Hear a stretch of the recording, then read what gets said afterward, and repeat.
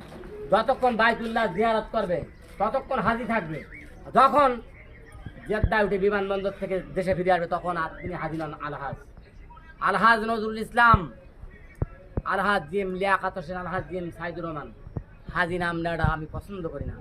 হাজি মোহাম্মদ সেলিমের মতো হাজি নন আলহাজ নজরুল ইসলাম মোল্লা। তাকে আলহাজ দিতে হবে। আমি তাকে আধা ঘন্টা মেন গেটে রাখলাম।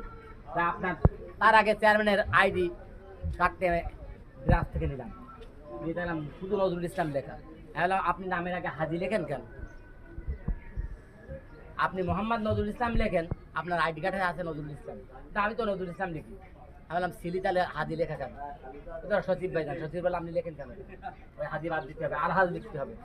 আলহাজ নজরুল ইসলাম মোল্লা, তার বংশী বদবী, তার নামে আছে আলহাজ, সরি নজরুল ইসলাম। মোহাম্মদ দেওয়া দিতে পারে, তার নজরুল ইসলাম দিতে হবে। জাতীয় পরিচয় পত্র তাই আছে। আমি আমার প্রাণ প্রিয় বড় ভাই ইউনিয়নের 2 বারের কর্ণধর, বর্তমান কর্ণধর আলহাজ নজরুল ইসলামের নামে আলহাজ দেব। ইউনিয়ন পরিষদের যে আছে ওনার দরজায় যে নেম প্লেট আছে ওখানে আলহাজ লেখা হবে। ঘরে ঘরে আপনি শ্যামনগরের জামাত ইসলাম সংগঠন সম্পর্কে কিছু বলেন। এটা ভিডিও করতে হবে না। ভাই এটা না পরেরটা ভিডিও